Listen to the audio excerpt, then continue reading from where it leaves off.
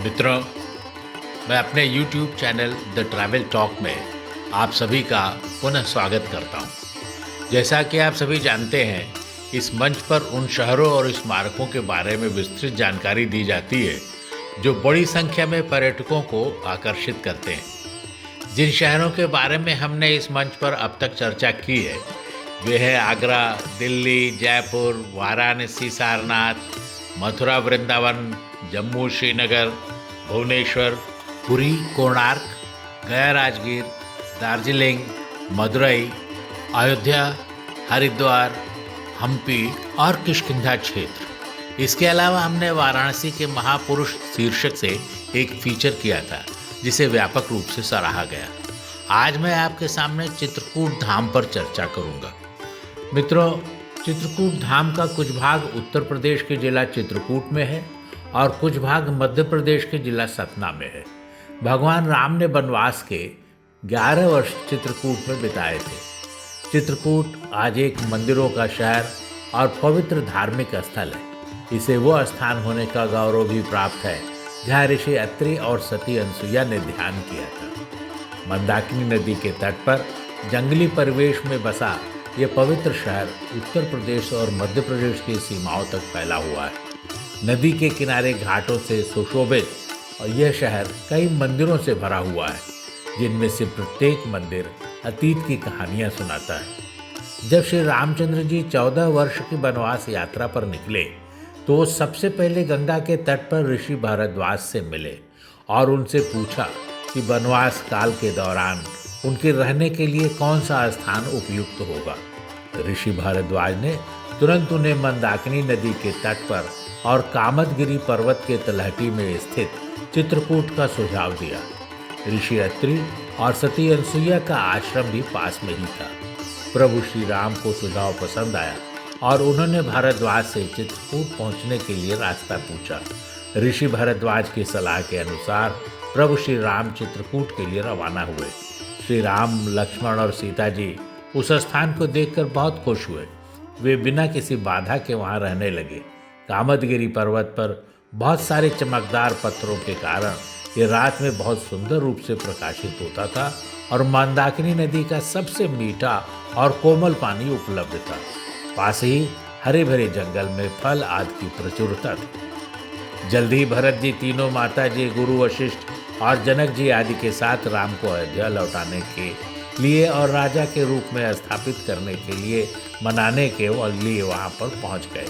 लेकिन राम जी ने वहाँ उपस्थित सभी सम्मानित लोगों के बीच लंबी चर्चा के बाद इनकार कर दिया। तीर्थयात्रियों के लिए चित्रकूट में प्रमुख आकर्षण है कामदगिरी पर्वत, मंदाकिनी नदी, रामघाट और शाम की आरती, स्फटिक शिला, अनसुईया अत्रि आश्रम, गुप्त गोदावरी, हनुमान धारा, भरतकूप, सरभंग आश्रम, सुतीक्ष्ण आश्रम और अगर आपके पास समय है तो श्री परमहंस आश्रम धारकुंडी। कामदगिरी की चर्चा सबसे पहले करते हैं। इस पवित्र पर्वत का काफ़ी धार्मिक महत्व है।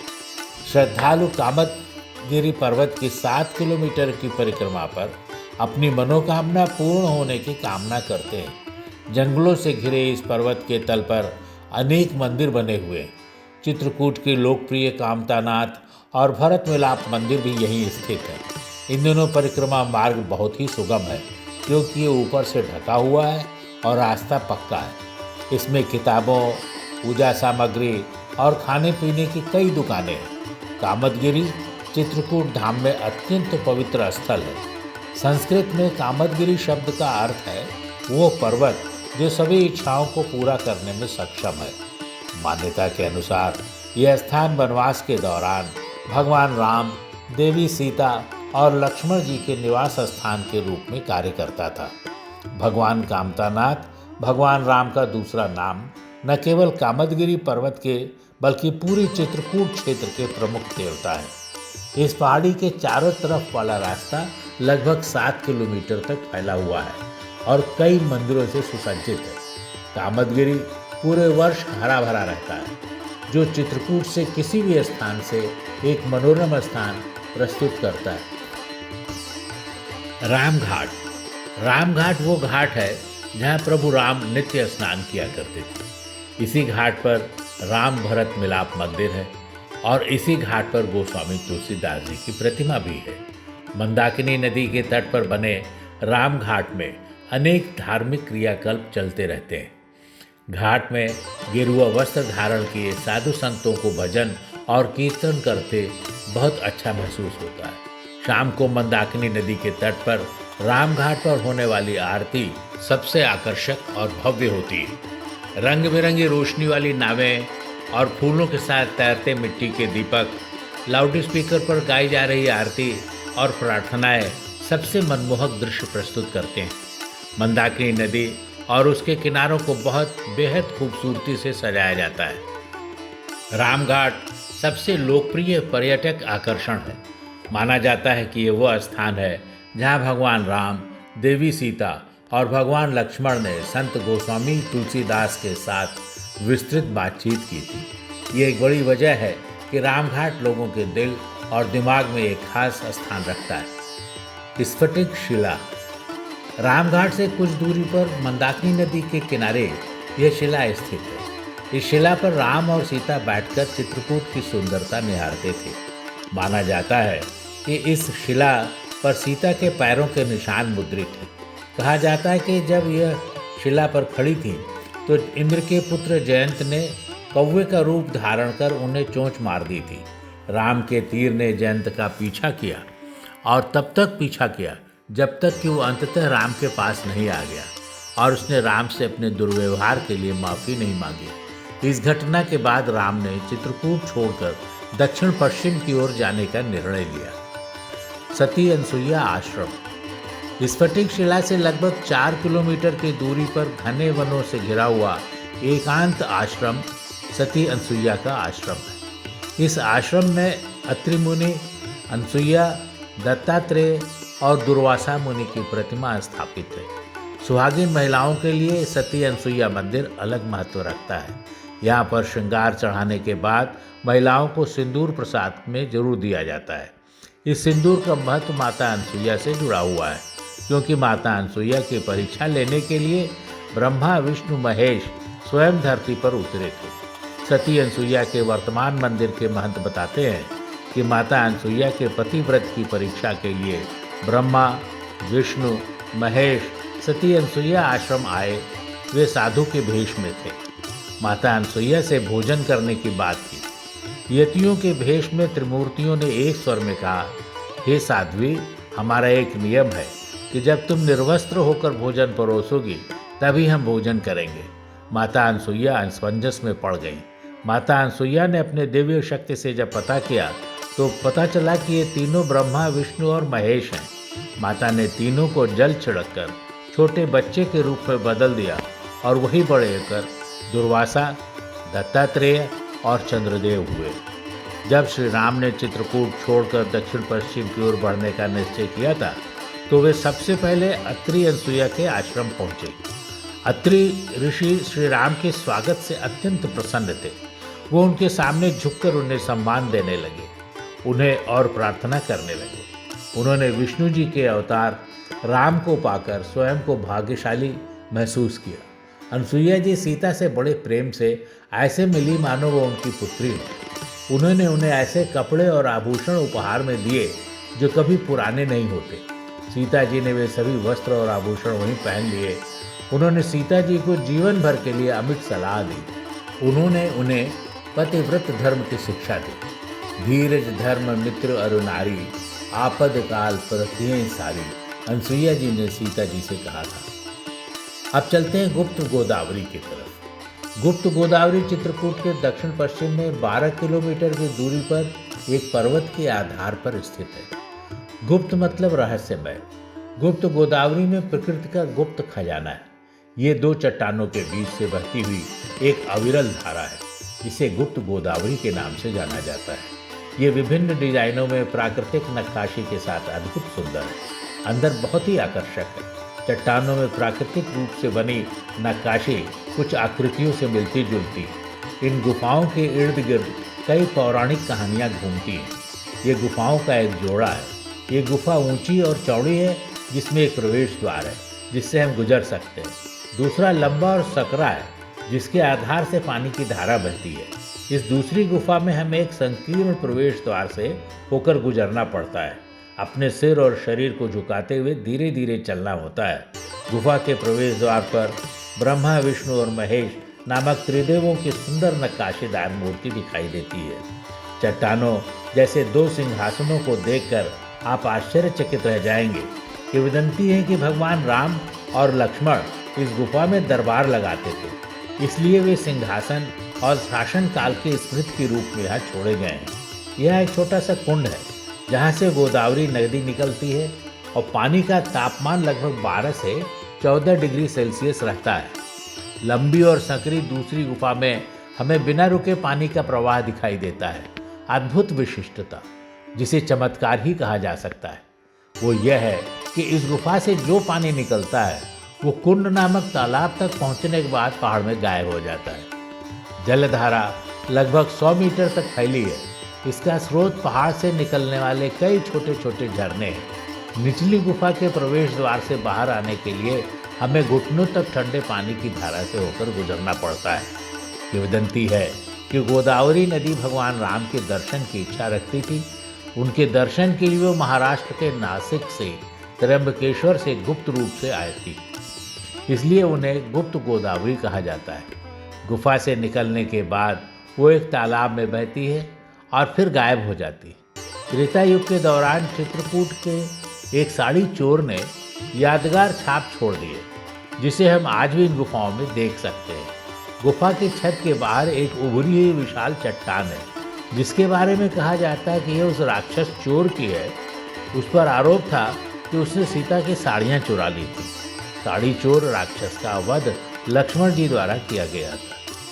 हनुमान धारा, पहाड़ी के शिखर पर स्थित हनुमान धारा में हनुमान की एक विशाल मूर्ति है। मूर्ति के सामने तालाब में झरने से पानी गिरता है। पहाड़ी के शिखर पर ही सीता की रसोई है। वहाँ से चित्रकूट का सुंदर दृश्य देखा जा सकता है। हनुमान धारा में 500 से अधिक सीढ़ी है। हनुमान जी ने जब लंका दहन किया था, तब से उन्हें लंका जलाने की तपन रहती थी। उसी की शांति के लिए भगवान ने हनुमान जी को अयोध्या से लाकर पर्वतमाला पर स्थान दिया था।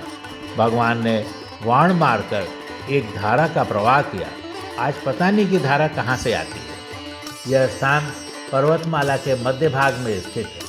पहाड़ के सहारे हनुमान जी की एक विशाल मूर्ति के ठीक सिर पर 2 जल के कुंड है, जो हमेशा जल से भरे रहते हैं और उनमें से निरंतर पानी बहता रहता है। पहाड़ी के शिखर पर स्थित हनुमान धारा में हनुमान जी की एक विशाल मूर्ति है। मूर्ति के सामने तालाब में झरने से पानी गिरता रहता है। इस धारा का जब हनुमान जी को स्पर्श करता हुआ बहता हुआ देखते हैं तो अत्यंत आनंद आता है। इसीलिए इसे हनुमान धारा कहते हैं। यहाँ 12 महीने भक्तों का आना जाना लगा रहता है। भरत कूप, कहा जाता है कि भगवान राम के राज्याभिषेक के लिए भरत जी ने भारत की सभी नदियों से जल एकत्रित कर यहाँ रखा था। अत्रि मुनि के परामर्श पर भरत जी ने जल एक कूप में रख दिया था। इस कूप को भरत कूप के नाम से जाना जाता है। भगवान राम को समर्पित यहाँ एक मंदिर भी है। जब श्री राम 14 वर्ष के लिए वनवास आए थे, तब भरत को अपने माता कैकेयी के व्यवहार पर अत्यंत दुख हुआ था। वो अयोध्या वासियों को साथ लेकर श्री राम जी को मनाने चित्रकूट आए। साथ में भगवान राम का राज्याभिषेक करने के लिए समस्त तीर्थों का जल भी लाए थे। लेकिन भगवान राम 14 वर्ष वनवास के लिए दृढ़ प्रतिज्ञ थे। इस पर भरत काफी दुखी हुए और अपने साथ लाए हुए समस्त तीर्थों का जल को वहीं कुएं में डाल दिया था। केवल अपने साथ भगवान राम की खड़ाऊ लेकर वापस चले गए। तभी से इस स्थान का नाम भरत कूप पड़ा। सरभंग आश्रम, चित्रकूट में सरभंग आश्रम आज भी मौजूद है। प्रभु राम जब चित्रकूट से प्रस्थान कर रहे थे, तो अत्रि ऋषि के आश्रम से वे सीधे सरभंग ऋषि के आश्रम में गए। इसीलिए सरभंग आश्रम का काफ़ी महत्व माना जाता है। पर्यटन के लिहाज से जगह काफ़ी विकसित हो रही है। यहाँ के महात्मा बताते हैं कि यदि आप 10 बार गंगा का स्नान करते हैं, यदि एक बार चित्रकूट के सरभंग आश्रम आ जाते हैं, तो आपको उतना ही पुण्य मिलेगा। संत तुलसीदास बताते हैं कि वनवास काल के दौरान चित्रकूट से जाते समय भगवान राम का सरभंग आश्रम और सुतीक्ष्ण आश्रम जाना हुआ था। दोनों ही स्थान पर हजारों वर्ष बाद भी आज भी अत्यंत शांति और राममय भक्ति दिखाई देती है। सुतीक्ष्ण आश्रम। सुतीक्ष्ण चित्रकूट के एक ऋषि थे। वनवास के दौरान प्रभु श्री राम इनके आश्रम में रुके थे। सुतीक्ष्ण भक्त ऋषि अगस्त्य के शिष्य थे और ऋषि अगस्त्य के आश्रम में ही रहते थे और शिक्षा ग्रहण करते थे, मगर अध्ययन में कमजोर थे। उन्हें शिक्षा से ज़्यादा अच्छा गाय चराना लगता था, क्योंकि वे बहुत भोले थे और साफ मन के थे, मगर गुरु भक्ति उनके मन में कूट कूट के भरी हुई थी। जब सुतीक्ष्ण अपने गुरु अगस्त्य के आश्रम से प्रस्थान कर रहे थे तो सुतीक्ष्ण ने पूछा कि उन्हें गुरु को क्या दक्षिणा देनी चाहिए। अगस्त्य मुनि ने कुछ देर सोचा और देखा कि भगवान राम सबसे पहले सुतीक्ष्ण से चित्रकूट में मिलेंगे। तब अगस्त्य मुनि ने कहा था कि मेरी गुरु दक्षिणा तब पूरी होगी जब सुतीक्ष्ण भगवान राम को उनके पास ले आएंगे। सुतीक्ष्ण इस बात से हमेशा चिंतित रहते थे और इंतजार करते रहते थे कि श्री राम उनसे कब मिलेंगे। एक दिन सुतीक्ष्ण ने सुना कि श्री राम उनके आश्रम की ओर आ रहे हैं। ये सुनते ही सुतीक्ष्ण का उत्साह बहुत बढ़ गया।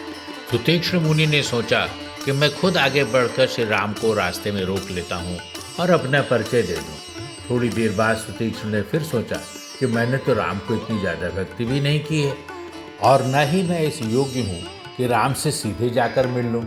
राम तो बहुत बड़े हैं, क्या वे मुझे स्वीकार करेंगे? ऐसे विचार सुतीक्ष्ण के मन में चल रहे थे। उन्हें कुछ समझ ही नहीं आ रहा था कि वे श्री राम के सामने कैसे जाएंगे। सुतीक्ष्ण जी श्री राम से मिलने की खुशी में नाच रहे थे। ये एक पेड़ के पास श्री राम ने सुतीक्ष्ण मुनि को नाचते हुए देखा तो समझ गए कि ये मेरे लिए आनंद में झूम रहे हैं, लेकिन संकोच भी कर रहे हैं कि वे मुझसे कैसे मिले। श्री राम तुरंत ही सुतीक्ष्ण मुनि के सामने पहुंच गए। राम को देखकर सुतीक्ष्ण अपने होश को बैठे और बेहोश हो गए। श्री राम ने उनकी बेहोशी दूर की। जब सुतीक्ष्ण को होश आया तो वे रोने लगे, बोले कि आप इतने बड़े हैं, आप खुद मेरे पास आए हैं। जब राम ने अगस्त्य मुनि के आश्रम जाने की इच्छा व्यक्त की तो सुतीक्ष्ण प्रसन्न हुए और उन्होंने राम से उन्हें अपने साथ ले जाने का अनुरोध किया। उन्होंने कहा चूँकि उन्हें अपने गुरु के आश्रम तक पहुँचने का रास्ता मालूम है, इसीलिए वे मार्गदर्शक साबित होंगे। उन्हें खुशी है कि इस तरह सुतीक्ष्ण गुरु दक्षिणा देने में भी सक्षम होंगे, जैसा कि उनके गुरु अगस्त्य जी ने चाहा था। दोस्तों, अगर आपको हमारी ये प्रस्तुति पसंद आई हो तो कृपया सब्सक्राइब और लाइक का संकेत दबाकर इसे व्यक्त करें और इसे दूसरे लोगों के साथ शेयर भी करें। दोस्तों, आजकल लगभग हर सेवा आपके मोबाइल फ़ोन पर उपलब्ध है, चाहे वो मनोरंजन हो, बैंकिंग सुविधा हो, स्वास्थ्य सुविधा हो या किसी स्थान तक पहुंचने का रास्ता ढूंढना हो। तो फिर मोबाइल पर टूर गाइड क्यों नहीं? इसके लिए हमारा app the travel talk download करिए। जब भी आप किसी पर्यटक स्थल या स्मारक को देखने जाएं तो द ट्रैवल टॉक ऐप का इस्तेमाल करें। ये भारत में पर्यटकों की रुचि वाले सभी प्रमुख शहरों जैसे दिल्ली, आगरा, जयपुर, वाराणसी आदि सभी के बारे में सूचना उपलब्ध है। अब हम उसे चित्रकूट से भी जोड़ रहे हैं। कृपया इस ऐप का प्रयोग करें और अपना रिव्यू भी हमको दें।